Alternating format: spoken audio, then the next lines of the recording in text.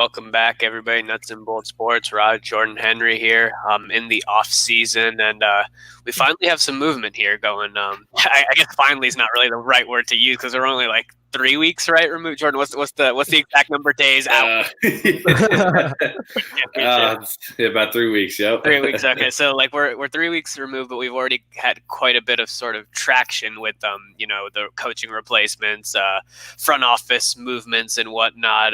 So we're gonna kind of break some of that down today and take a pause from our sort of off season lists and rankings and all that conversation that we were doing. We'll probably go back to that next week is the thinking, but there is definitely some news to catch up on. So let's just dive right into it, and let's start with Jordan's favorite team next to the Lakers, the Philadelphia 76ers.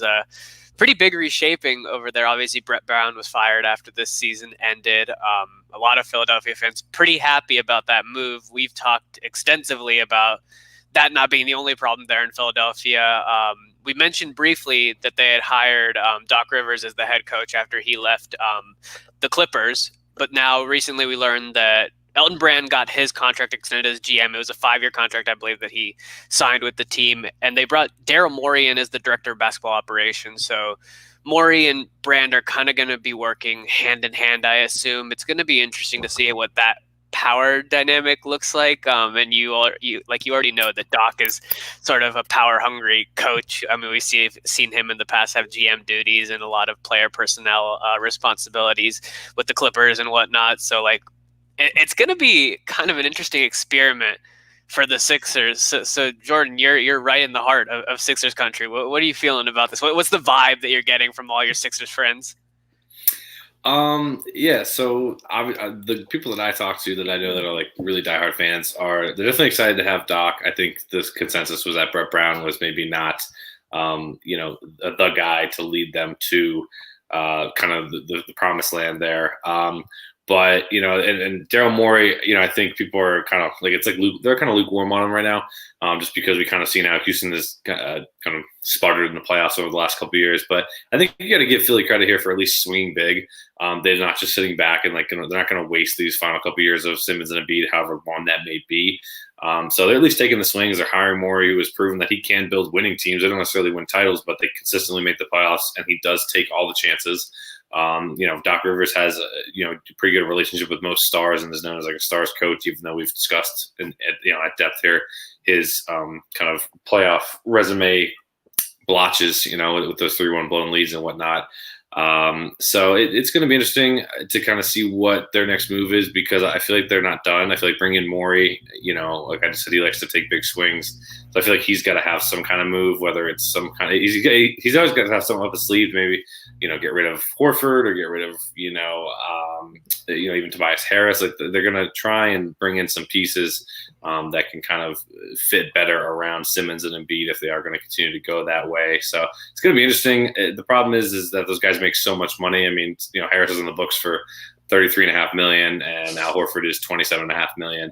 And they both are coming off of what we'd probably consider subpar years. And, the Sixers are already basically almost in luxury tax. I think they're actually $9 million into the luxury tax, which is going to get expensive very quickly for them, especially if they aren't winning.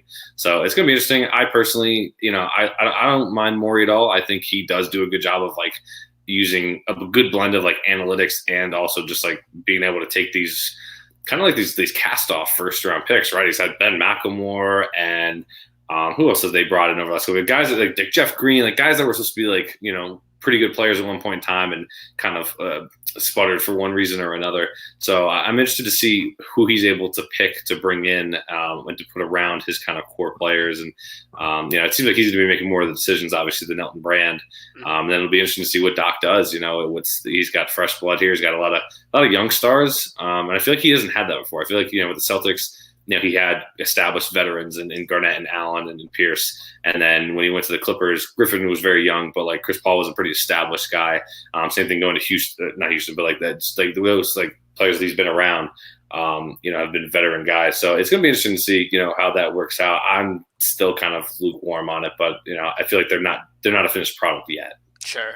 Henry, as the resident Boston fanatic, what do you feel about your championship coach going there to Philadelphia and teaming up with Morey, who's kind of had his own sort of weird, interesting situations going on down in Houston? Well, first of all, I feel good. I feel good for Doc Rivers because, like I said probably before, a lot of people give him too much of the credit, for their collapse. We all saw what happened against Denver, but like I said, why put almost all the blame on Doc Rivers? I know he has stains in his record, but he was the best fit coach for that Clippers team. And if you tell me Ty Lue is, then no. Like just gonna completely disagree with you on that because he was able to lead a team during his career to a championship. Yes, that Boston team has a lot of negative connotations to them and everything, but just now what Jordan brought up, he has young stars. He has Ben Simmons, he has Joel Embiid, and then with these new pieces coming in, what Daryl Morey can do, he signed a 5-year deal. So within this next 5 years, which is crucial in terms of utilizing Embiid's prime and Ben Simmons' prime in order to just they're a win now mode. I know they're not going to wait any longer, so they want to make the right moves. They still have. I feel like the Sixers are still missing one piece. If they can get that one piece to push them over the top, whoever it may be, I think Daryl Morey can get it done. And under Doc Rivers, especially a coach who has coach Hall of Famers, Paul Pierce, as much hate as he is an analyst, he is a Hall of Famer. Kevin Garnett, Ray Allen, all those guys. Kawhi Leonard is a future Hall of Famer. Paul George, very, very questionable, but still, he was an elite player in this league. He's been able to mold those type of players during the regular season, hopefully carry them to success in the playoffs. Also, Chris Paul and Blake Griffin, like he's had those type of players under his belt before, and they look at him like they don't look at Doc Rivers as a coach that just stands there in the sidelines, expects his star players to do everything. You see Doc Rivers, he's a I'm gonna actually coach. That's something that I don't think Ty Lue does. And I'm bringing Ty Lue up again because it just goes to show the best fit for the Clippers, which the Clippers did mess up in letting Doc Rivers walk away, was letting Doc Rivers walk away and replacing someone like Ty Lue and stuff. So now in Philly, it's just the whole Embiid Ben Simmons chemistry. Like, is he going to be able to, hopefully fix that? I know there's not full camaraderie there, but if he can make that happen, which I think Doc Rivers will, because he's not just a leader on the court, he's a very leader off the court. So people are going to look at him as a coach and as a mentor as well. And I feel like that's a factor that a lot of coaches in the NBA have yet to build in terms of that type of credibility. Him, Greg Popovich, Brad Stevens is on his way there, but those type of coaches that they look at them like, okay, to not just in terms of basketball and anything, they trust their coach. They trust their coach beyond whatever is going on the court, and I feel that's going to build even more team chemistry. That's going to lead to their success. So I'm looking forward to it. I'm not saying a Philly 2021 NBA champs, but I'm saying they can be a threat in the East. So I can see that happening. Yeah, I mean, the Doc hiring obviously is a step up from Brett Brown. I think Brett Brown got a bit of a bad rap there in Philly. I don't think he's nearly as bad of a coach. He's a solid coach. Like, I'm not saying he's a great coach by any means, but like Philly fans were just like out to get him, like with their pitchforks and knives and whatnot. Like they were ready to take this guy down. They were like convinced that Brett Brown was the only reason they were losing. And the thing that we keep talking about here is the fact that, sure, maybe it wasn't the right coaching fit, but it's also not really a personnel fit. And I saw an article on Real GM, I think it was yesterday, a couple of days ago, where Morey was talking about how he still thinks that the Simmons and Embiid situation can work there. And that's not to say that a move won't happen later down the road. But if he's going out in public and saying that, like if he goes and turns his back on that, like he's going to outrage Philly fans from the get-go. And I don't see that being a smart move for him to start his tenure there in Philadelphia. And I heard today, actually, and I wish I could cite the source because I don't remember where I read it / listened to it. But Morey in the past and in his tenure with the Rockets, he averaged 6 trades a season, which is kind of a ridiculous stat. So like you've got to assume that he's going to come, average, not even just like, that's not like the bare, like that's like maybe the bare minimum. Like he could have gone up to 10 in one season, but like you would imagine that he's coming into this situation with the same mentality. Obviously, he's known as the analytics guy. He's known as the guy that digs into all these deep numbers and stats and information, and like more than any other GM in the league. So like you have to assume that he's going to be coming into this Philly situation looking to make a move. And Jordan, you talked about possibly moving Horford, not necessarily making the move for Simmons or Embiid. I still think getting rid of Embiid is probably the smartest situation here, but like it doesn't seem like right now that's the trajectory of where they're going.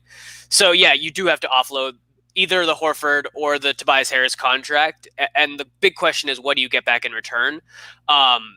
With the Morey's system, and I guess we'll have to wait. This is kind of where what I was talking about at the top, where I was saying, like, are these because like I haven't even mentioned Elton Brand here, and like he's basically just a lot. He's just a name sort of lost in the shuffle, and the fact that he got a contract extension, like I just feel like what is going on sort of with that leadership hierarchy.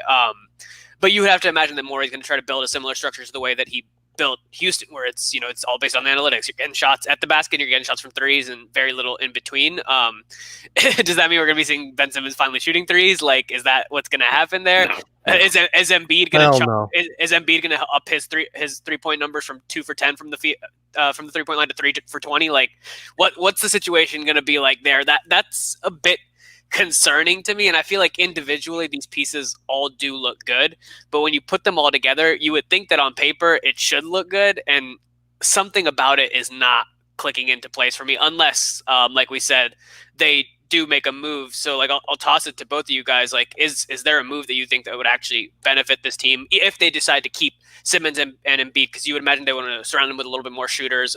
Harris kind of fits that bill, but like, is that contract way too weighty for this team? Good, Aaron. Yeah.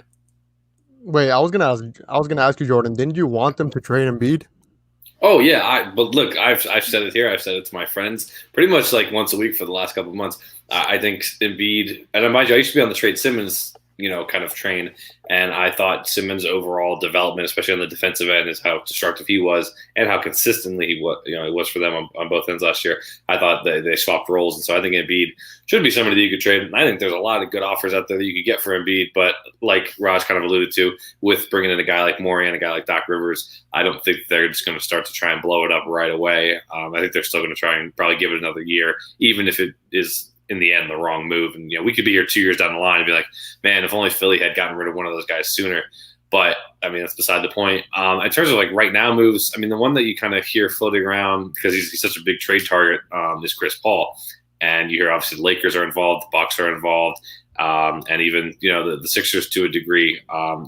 It's tricky because obviously if you're Oklahoma City, you're not looking to take back a ton of dead weight or like ridiculously bad contracts. So unfortunately, Philly doesn't really have much to offer besides that unless you're offering one of your star players. But it would be, again, I don't know what the pieces would be, but it would be interesting to just see what happens if you brought in an established leader, a respected veteran in Chris Paul, who had such a resurgence last year in Oklahoma City. It'd be interesting to see like how they mesh. He's apparently cool with Doc Rivers now. I know they kind of ended a little weird with the Clippers, but from all accounts they are like totally good. Like they talked it out. So it'd be interesting to see him reunited with his old coach, who he had some success with in Los Angeles, and also to be kind of like a veteran, leadership spark for them because they don't really have that, right? I mean, if you're Harris isn't really like somebody of that. He's not at that level, right, historically or in the league. Simmons and Embiid are still so young. They don't really have that much playoff experience over the last 2 years. I mean, obviously haven't gone super far. And then you have Al Horford, who's probably a very respected clubhouse guy, but he's not like somebody that's going to go out there and he's more of a lead by example kind of guy, right? He's going to go out there. He's going to play hard every night. And do all the little things. But like Chris Paul is somebody that will go on the court. He'll tell you how it is. And he'll also lead by example with his play, just being super, super consistent every night. So again, I don't know how that deal gets done. I haven't heard like a ton of rumors with the actual pieces, but they did mention that like they are circling the waters, if you will, looking at possibly trying to add somebody like that. I'll toss this out there. Like, if they do go for Chris Paul, like, and let's say Embiid is involved in that deal and you keep Simmons, I'm curious from a Doc Rivers system perspective, like, do you see Simmons becoming a slasher playing off ball to CP3, or do you see CP3 kind of going the route that he went in Houston where he was playing a little bit more off ball to James Harden style of play? I don't think Chris Paul wants to play off ball at this point in his career. I think he tried it and it didn't really work for him, even though he had good numbers. But I think, if that were to happen, I think Simmons would be better suited. Just because he's so athletic and he's 6'8", 6'9", you can put him at the 4. He can, at that point you almost stagger the minutes where they start the game together. But then like Chris Paul comes out first, Simmons can still do his playmaking stuff, and then when Chris Paul's back in the game later, or they're closing out games in the fourth, then you would have Simmons kind of more off ball. But I think he could be so dangerous, cutting from the baseline to the middle for those. He can't shoot, but he's got a nice touch around the rim. He's got those floaters, right? And obviously he's got the size, especially if he gets I feel like in a situation like that, if he has like a small 4 on him, like somebody who's undersized, he's going to use his size, back him down, and score there. If he's got a bigger guy on him, at that point he's got the speed advantage because he is such a great athlete. He could blow by the guy and get to the rim or get fouled. So I think that would provide them with a little bit more of a mismatch than telling Chris Paul to go sit on the wing and wait for the pass. He might even become a shooter under a Morey system, and I feel like I forgot Unlikely. it. I forgot it coming into the conversation, but Morey obviously has a bit of a relationship with Chris Paul as well from his time in Houston, so that could be an interesting move. Henry, what do you think about the Chris Paul fit?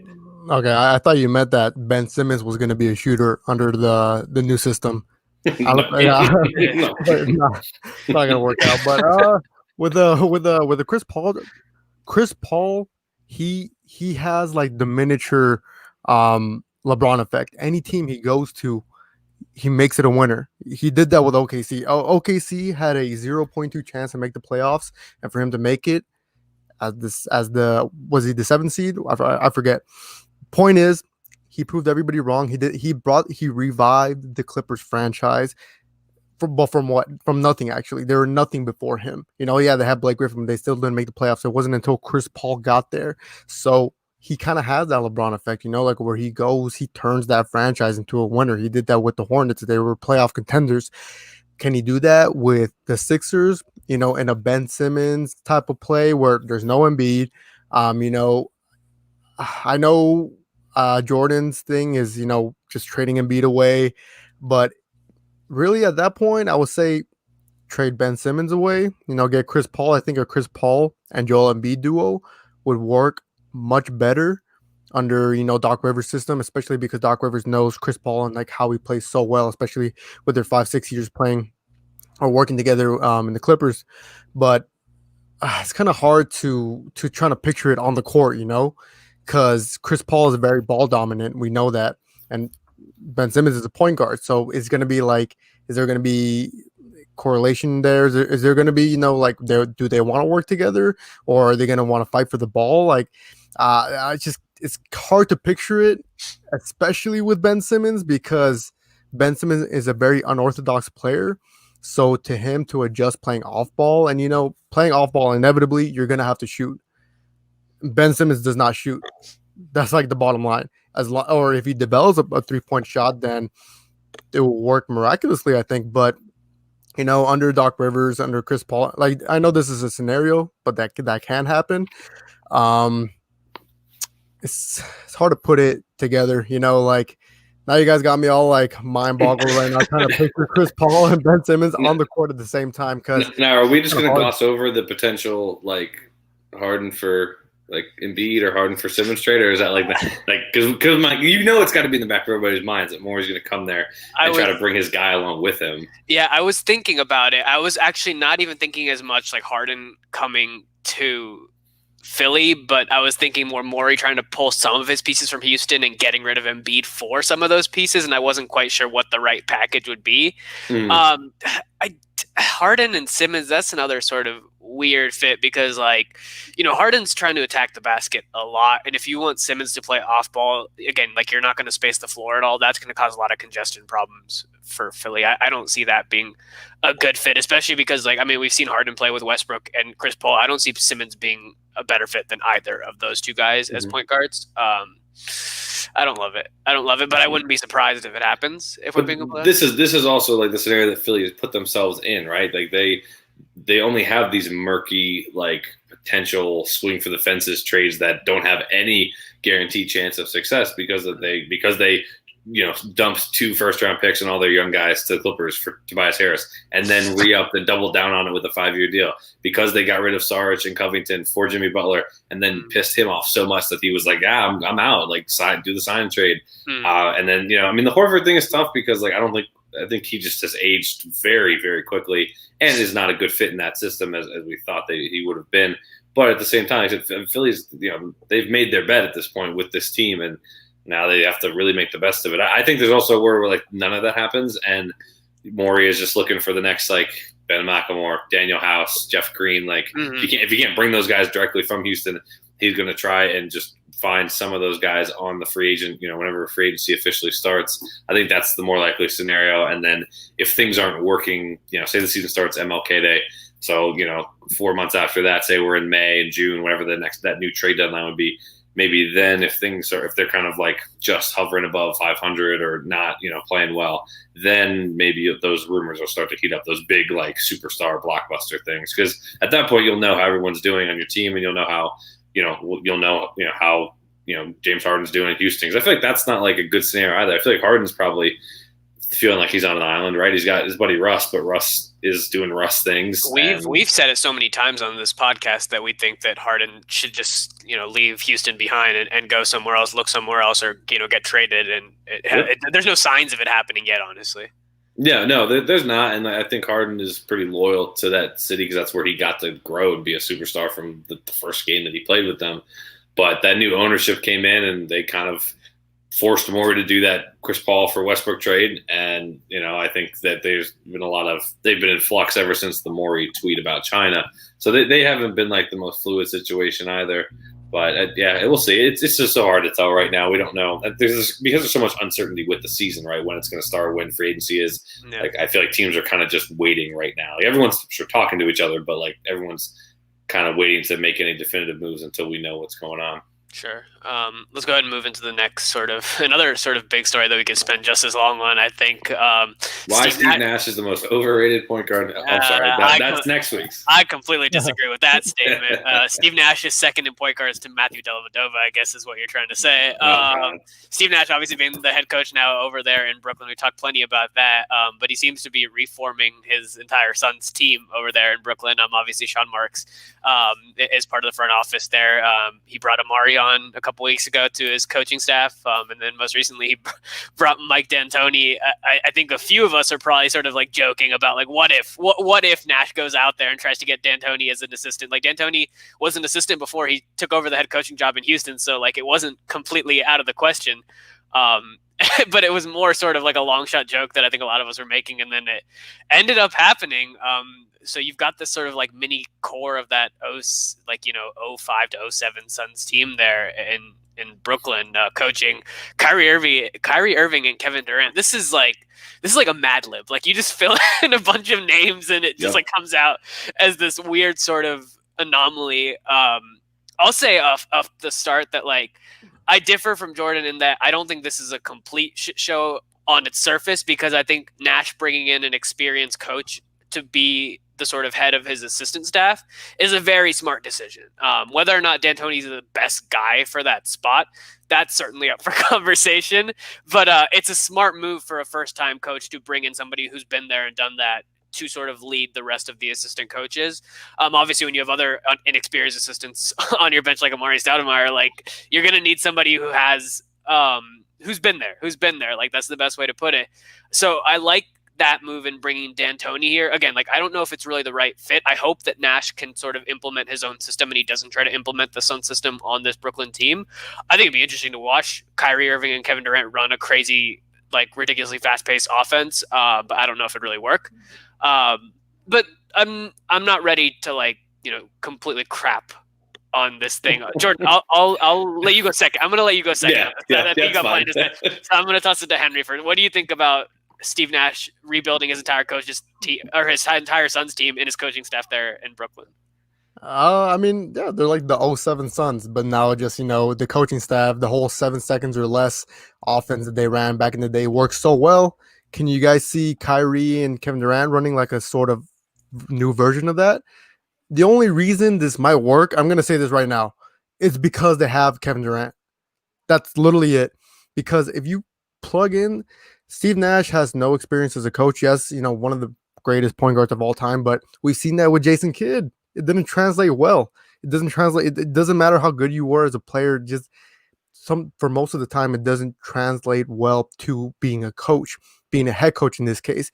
Amari Stoudemire, when they threw in Amari Stoudemire in there, I was like, okay, what are they trying to do? They're just like reuniting people at this point. Then Mike D'Antoni, I'm like, okay, they have Mike D'Antoni who's who's overqualified for his position, as the other two are underqualified for their positions.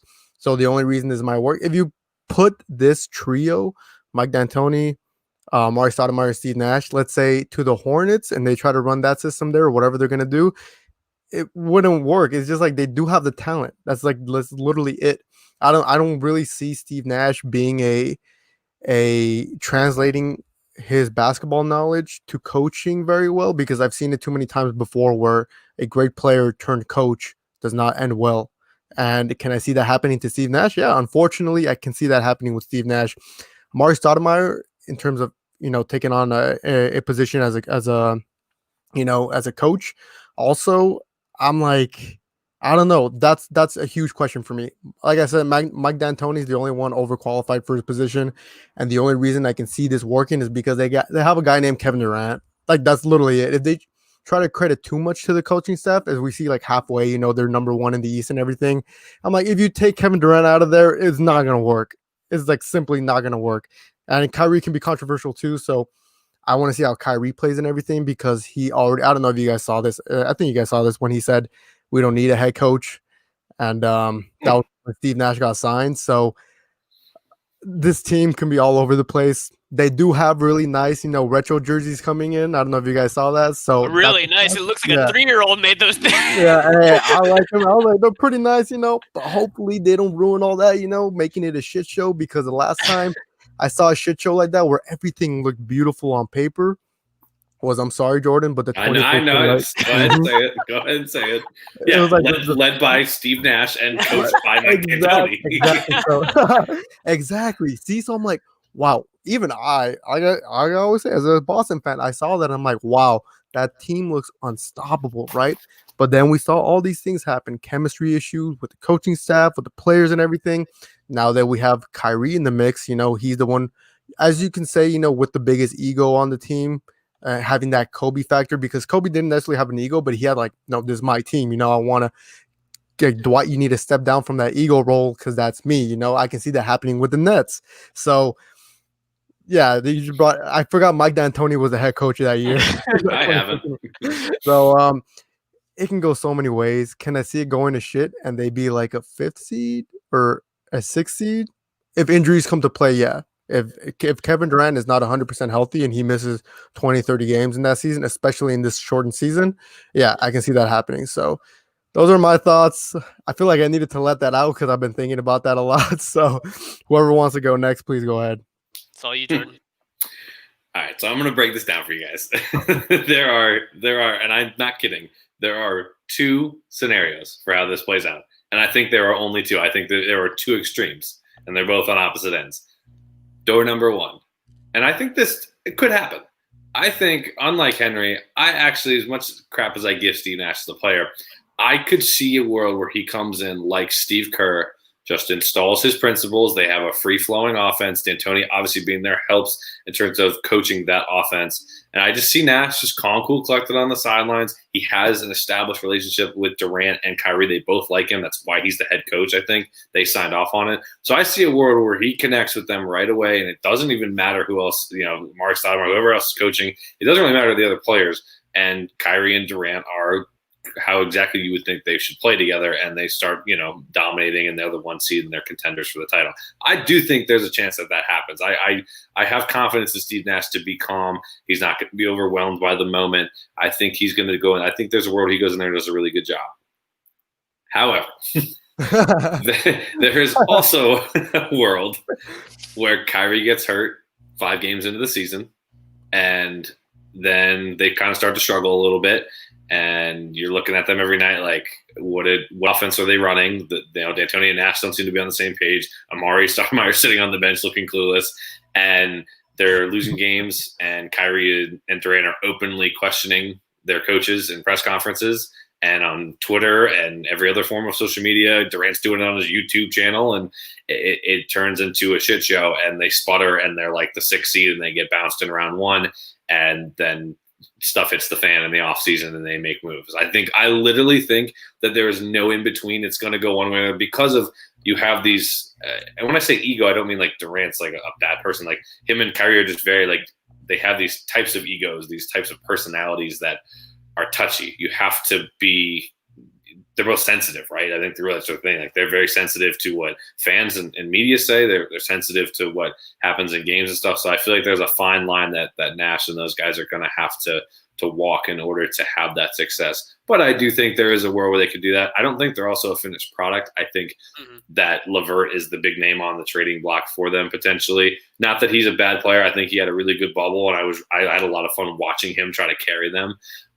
But he may not be he's not the best spot up shooter. They don't really need a third guy to handle the ball all the time. So they might look to get as much value for him, whether it's Victor Oladipo, who could play some defense if he's healthy, or some of the other pieces that have been mentioned out there. So I think they're not quite a finished product yet. So it's hard to fully evaluate them until there. But I like I said, that's why I just wanted to get it out now. I think there's two avenues as to where this goes. One's good, one's bad. And my last thought is, what is Amari Stoudemire doing since 2014? I haven't heard anything about him, and all of a sudden he's coaching for the Nets. He played in the Israeli league. Is that what he was doing? I don't get that show. He played in Ice Cube's league, the Big Three. Okay, that's where he was. That's right. How could I forget? Exactly. That's it. I just what are his no offense, but what are his qualifications to be? He's friends with Steve Nash and Sean Marks. Those are his qualifications. I guess. I kind of agree with you on the sort of Caris LeVert front that does need to be a sort of I think the sort of priority for Brooklyn is actually more to sort of put that energy behind retaining a player and trying to keep Joe Harris on a reasonable contract. He's a pretty big free agent in this offseason. He's a sniper. I think that's pretty key, and you want a guy like him to sort of surround KD and Kyrie. I think that's a good piece to sort of put around them, especially if they are going to try to play that free-flowing offense. And why I've had a little bit more faith, I think, in Steve Nash since he was originally announced, because he's been, Jordan, you compared him to Steve Kerr. He's been in a Steve Kerr system because he was player development. He did player development for Golden State for a few years and worked with KD there and worked with the high octane point guard and Steph Curry, who's a big scorer. He's working with a similar player there, and Kyrie. I see that he's going to bring. I think he's going to try to bring some of that sensibility that he learned from Steve Kerr in that system over to this Brooklyn team, and kind of again to what you said, he is level-headed. He's not the kind of guy that's going to get shaken by a rough start to the season as a rookie coach. He's just not going to do that. He's another guy that's been there and done that, and he's one of the most steady players that we've seen in recent years in terms of the way that he ran an offense. And I know, Jordan, you're hard on it because of the defense side of it, but you have you respect that side of it for sure. You have commended his offense, so you imagine that with this team, I know DeAndre Jordan's aging and whatnot, but you do have some solid defensive pieces. Jared Allen as well. You have some solid defensive pieces here where you can sort of rely on these guys to use their defensive talent, and not necessarily need a properly structured defensive scheme to lead that sort of side of the floor. And if you can build a strong enough offense with Kyrie and KD and Joe Harris there in this Brooklyn system, I feel like you'll see a pretty good amount of success. And I guess it just depends on what Nash actually does end up taking from D'Antoni as his assistant. Is it the sort of thing where he actually does borrow stuff from his offensive system and use that to sort of develop the way that he structures this team? I hope not. I really do hope not. But I could see, if you sort of mesh, because Golden State, with the way Golden State played, they played a pretty high octane offense. If you blend a little bit of that Golden State system with the sort of rapid fire way that D'Antoni likes to run his offenses, you could create something pretty interesting. I think we'll have to wait and see. I think there's a lot of analysis to be done, and I think that this entire Brooklyn situation is kind of up in the air. I don't think that they're going to fall to a 5 or a 6 seed unless one of those big injury things that could certainly happen with either of their two leads, and I can see that dropping them back. But if both those guys are healthy, I don't see them dropping below. And I didn't cover that either. I just said worst case scenario was Kyrie gets hurt early this season. The other thing too is what Durant we're going to see. I feel pretty confident in saying that we're going to see a 95 to 98% as good Kevin Durant, because he's had all this time off, the extra time we talked about. But that is part of that scenario too, where maybe he's not quite the same and things aren't clicking, and you have Kyrie's continued injury problems. But I mean, like I said, I've listened to Steve Nash on a lot of podcasts. He's been on the Bill Simmons one a couple of times. He's a very, very intelligent guy. He's a very good speaker. He reminds me of Steve Kerr. I've heard both of those guys on the podcast, and they sound exactly the same. They're both they never get like too high or too low. They're kind of just talking, but when they talk about the game itself, they're both very, very smart guys in terms of X's and O's and in terms of like personalities. Like Steve Kerr's obviously had to manage Draymond and the rise of Steph Curry and the Durant addition, even Boogie and JaVale McGee. Like he's had a lot of experience in Nash being there has had to deal with that as well. And obviously, they had, I remember the Suns, like Marion and Stoudemire had their own issues back in the day. Yeah. So they both have a lot of experience with that, which I think is going to help. Plus, I can't hammer. I think the most important factor is like that Kyrie and Katie signed off on it basically, and they are very tight with Nash, which I think is going to go a long way towards stabilizing. If there's going to be, if they get blown out in like game 3, like it's not going to be a big deal. They're all going to be kind of on the same page. So I do have more confidence in option B than I do option A in what I laid out. Yeah, last thing, Henry, I swear those jerseys, I hate those jerseys. It literally looks like they gave a 3-year-old a crayon and let him draw on like this sort of black palette. I don't know what you see in those things. All but like 2 or 3 of them have been awful. The Spurs one was nice. The Lakers one was like, it's in the middle. LA was solid. It was just kind of plain. Yeah, it's plain. Yeah. But like the Knicks one. Oh, the Knicks one was terrible. Oh, that one was bad. The one with the circle, right? The circle, yeah. With that one was City bad. Never Sleeps or whatever. Yeah. Oh my God, that one's so I was like, bad. yeah, they're going to be last place again. Yeah. Oh, well, which one of those was good? I like the Warriors one. The Warriors one was solid. Warriors was nice. The one to Oakland, I like that one at the throwback look. I like the Suns one, the Valley. I like that one. But most of them have not been pretty. They're just bad. I mean, you know what? I just thought after a while, after like the 6th bad one that I saw, I'm almost convinced that teams are doing this, are leaking it now to get that feedback, and then they're going to make changes. Like they're probably.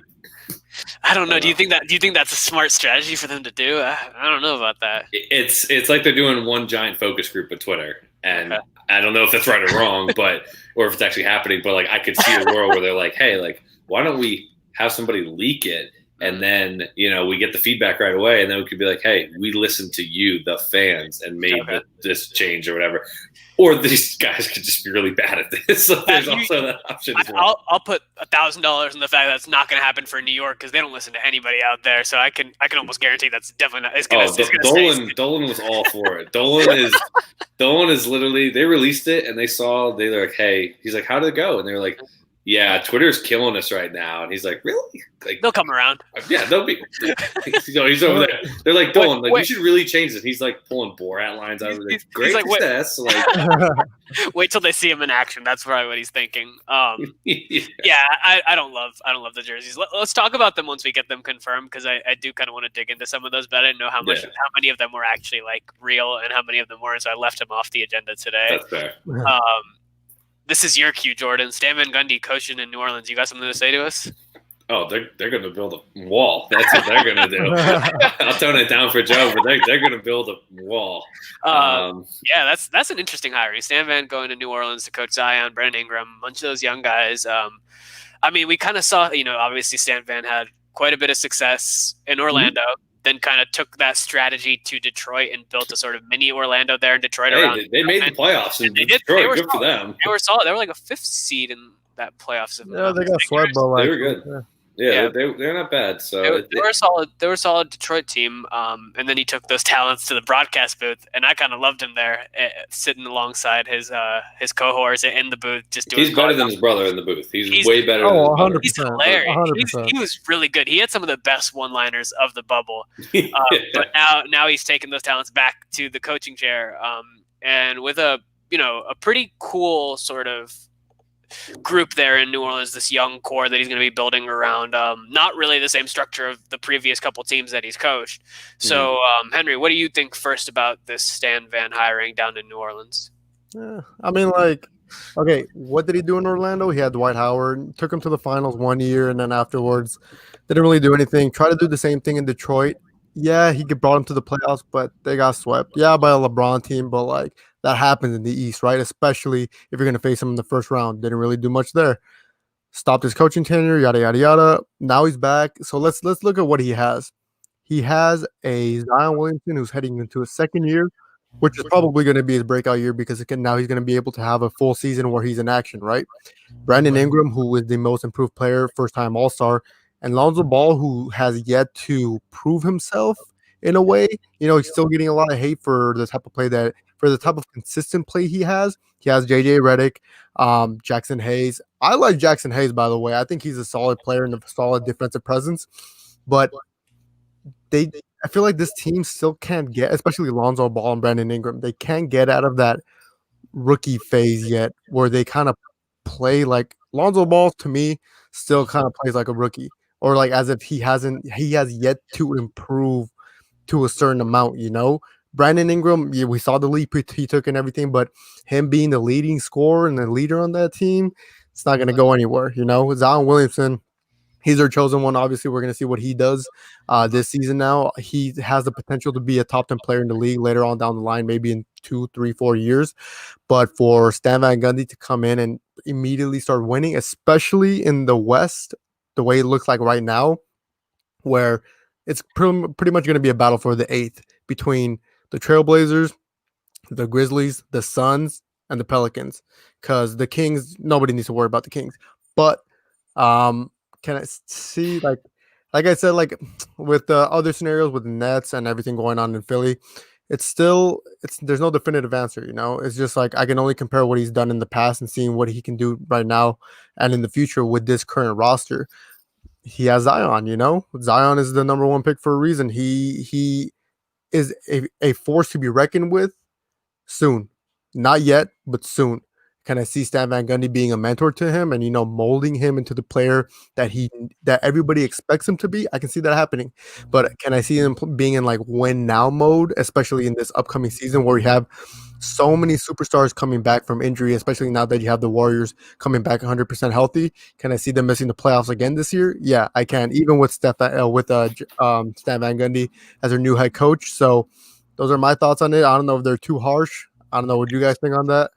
I kind of like it actually, just because like Stan Van, I keep saying this, but like he's got the experience. He's coached sort of big name, big talents, and he's done well with those guys. So I think if you want to give him somebody like a Zion and put him in that environment, I think he's going to do a good job handling that sort of talent pool to begin with. He's not going to be one of those guys that breaks under the pressure. But I also think that he is just a very good coach, and he's going to bring, but on both sides of the floor, he's going to bring sort of a lot of what New Orleans needs to succeed, I think. He's not quite coached a team that looks like this one, especially with the sort of youth that this team has and had like great success with them. So I think that's kind of what I'm most focused on. But I think that this is certainly a step up from anybody that they've had in most recent years. What do you think, Jordan? Yeah, it's interesting. I think he is a better coach than people have given him credit for. I thought he was actually pretty insightful in the booth when he talked about like different things during the games. Like I said, I'd take him over his brother any day while listening to a game. I think the tough part about this roster is I think it's just kind of like Brooklyn. It's very unfinished, right? You assume that they're going to, Brandon Ingram is up for, he's a restricted free agent. So you assume that they're going to retain him. But you never know. There could be a team out there that pushes the financial envelope too far. But you'd think he'd be back. And the big question is Drew Holiday, right? What are they going to do? I mean, he's been such a consistent player for them over the last couple of years, but he's been a trade rumor for basically all this entire last season. Yeah. And I don't see that changing. So there's a world where Drew Holiday, doesn't start this year, on the team. He's making $26 million. So maybe in order to make room for Ingram, that's kind of the price that they pay, and they trade him for, maybe I don't know, somebody at center. I mean, I feel like they have a decent, core. I'm a Lonzo guy. I still have stock in Lonzo Island. I think he is finally free of all the LA stuff. He didn't have a good bubble at all, but I think he's going to build the chemistry with those guys. He's a very good passer and a very good defender. And Zion is obviously, has the potential to be pretty special from what we've seen. And they have some other pieces. I liked Nickeil Alexander-Walker last year when they took him. Maybe he'll get more playing time. Jackson Hayes has a lot of raw potential. He needs to be, focused, and he needs to be more disciplined, especially on defense if he's going to get big minutes. But I think Van Gundy could help them with that. So it'll be interesting to see, what pieces they add in the draft and, with the Ingram and Drew Holiday situation. But I think Van Gundy has proven that he could be a good coach in this league. And like Ross said, it's very interesting. It's a very unique team for him. I'm sure he's going to take a little bit of adjusting there. And because of how tough the West is, you can't really afford to take too much time to build that chemistry and that trust. But I don't think they made the wrong move. I think it's definitely worth giving it a shot. And I do just want to play this. I love it. Classic. It's just classic Stan Van Gundy. So I look forward to hopefully hearing that once this year. Okay.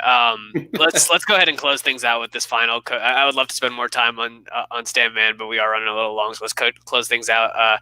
Former Cleveland Cavaliers assistant coach Stephen Silas becoming the head coach of the Houston Rockets here. I know that was like 20 years ago when he was assistant on the Cavs bench, but anytime I get to mention my team, you guys got a Lakers and Celtics mention, so let me mention my Cavs before we get it. We'll get our Cavs focused episode for all our Dellavedova fans out there in the coming weeks. I've been running it by the guys. It's coming. Don't worry, it's coming. It's not approved yet, but it's coming. Stephen Silas, most recently on the Mavs bench, assisting to Rick Carlisle, is coaching the Houston Rockets, beating out some pretty big names there. Obviously, Jeff Van Gundy being one of them. A lot of these other sort of big names ended up landing with the Clippers or with Philadelphia and Doc Rivers and Ty Lue and whatnot. So they ended up going with an assistant. And I feel like from the lot of teams that was missing a coach this offseason, it felt like Houston was the least likely to go with an assistant coach, and they kind of just settled. And I think that Jeff Van Gundy is probably going in there going like, give me $20 million for one season and let's see what happens. And they were like, no, thank you. So that was sort of shut down pretty quickly. That all said, I kind of like the Stephen Silas hiring. I don't know necessarily if he's going to be the kind of guy that'll help Harden or Westbrook win now. But if you give him a year or two, I think he certainly has the potential. And it's because he's coming from Rick Carlisle's system. And Rick Carlisle is one of the top 5 coaches in the league right now, has been for many, many years. And you imagine that if he's going to bring that sensibility over to Houston, you could certainly see this team getting over the hump, I think, more than with any of their previous other coaches, especially with like D'Antoni. Like, you kind of knew what D'Antoni's ceiling was. I think that Stephen Silas has the potential to have a much higher ceiling than D'Antoni had. I guess the biggest sort of concern I have is the timeline as to whether they'll get there, within the next year or two, based on Westbrook and Harden's timeline. If both those guys are there by the end of the next season, is it enough to sort of keep those guys to stick around? But I think it's definitely a smart move for Houston to go with an assistant. The name of Stephen Silas obviously having the sort of legacy factor there because his father has been a longstanding name in the NBA as well. So, you're bringing a little bit of that pedigree. But I think, he's coming over from a very, very well-coached system. And I think that he's going to bring that mentality here to Houston and see a pretty good amount of success. They're definitely not going to win any less games than they did last season, I would think. Jordan, what do you think? Yeah, it's interesting. I can't say that I know a lot about him, other than kind of what you stated, that his father was a respected coach. I believe he was. What I saw the other day, because it was LeBron's the anniversary of his debut, and I think wasn't Silas coaching them, and then his son was the assistant. I think at that point. Yeah, in 03. Yeah, Silas was there from 03 to 05, I believe. Okay, yeah. So I remember seeing the name pop up there, and yeah, like you said, coming from a Rick Carlisle system, that's always a good sign, right? Rick Carlisle is, like you said, one of the best coaches in the league. I think the problem is just it doesn't really matter if he comes in and does a good job or not, or comes in with some brand new tactic. I mean, I pulled up their payroll while you were going on there, and Westbrook is making just a shade over $41 million, and Harden is making just a shade under $41 million this year. So for those of you keeping track, that's almost $82 million just for two guys. We don't know where the cap's going to be. It's probably going to be a little bit lower based on all the projections. And the rest of the pieces you have are the same ones that you have been losing with in the playoffs for the last couple of years. So, and you don't have a guy like Morey who can be creative and get pull some crazy deal. So I just don't know what their next move is. I have a buddy who is a Rockets fan, and he's like, we're just in this middle purgatory where we're gonna win games and it'll be exciting to watch at times, but come playoff time, you just know kind of where the end result's gonna be. They don't even. Yeah, I guess Tyson Chandler might still. No, Tyson Chandler's not on the roster, so they don't actually have an active center on the roster right now. And no, don't tell me PJ Tucker is a center, because he's not. So they need to shift from that experiment and get some actual size. And I mean, if I were them, I'd look to dump. I don't know if anybody would take Westbrook, but if you could dump Harden for some assets, even if just to give you some cap flexibility moving forward. But other than that, man, I mean, I know I rag on him a lot for fun because like the Lakers smoked them and everything, but there's a reason that they got smoked, and there's a reason that they haven't made the finals. And everyone, points to. I hear it all the time. Everyone's like, "Well, they were one Chris Paul injury away from winning in 2017 or 2018, whatever year it was, where they almost they went to 7 games, whatever." Guess what? Iguodala got hurt like in Game 3. That was a Warriors in 5 series until that happened. So they've never, in my eyes, been that close at all. Even though they've made the conference finals a couple times, I've never thought they've been that close to going to the finals at all. And I just don't see an out for them unless they start making some major moves. So I hope Silas does well. Like I said, it seems like he knows what he's doing, and I don't think he would have earned. I don't think he lucked into the job. I think he earned it probably in the interview process. But they have a lot more questions than answers at this point. Sure, Henry, close us out with your thoughts on this hiring. I just find it funny because I read an article from USA Today, and the headline was Stephen Silas was surprised he landed the role as head coach. So just to say that he won it over the interview, I can just imagine that, he gets a call and he's like, "Oh, you're new head coach," and he's like, "Damn, I didn't know I was gonna get that." But aside from that, he was part of obviously he just came from a Maverick system who historically they had the best NBA offensive rating. I don't know if you guys knew that, but last season the Mavericks had historically the best offensive rating in NBA history, which I did not know until like recently right now. So for him to be part of that system, who is part of a system, he's had teams where he had to coach LeBron, Kemba Walker, and now he goes into a system now where he's going to coach Harden and Westbrook. So he looks like such a pleasant guy, though, like kind of soft. Or is it just me? Like his pictures look like I want to talk to him, because he just looks so nice. But aside from that, like from a coaching standpoint, he's been an assistant coach for well over 20 years. So he has that experience playing against and playing with some of the best players in the game. So for him to be with Harden, who essentially is a top 10 player in the league, and Westbrook, who is a top 15 player in the league, just trying to be that, top 20, top 25. I'll say that. There we go. Good answer. But I'm just curious to see because he does look.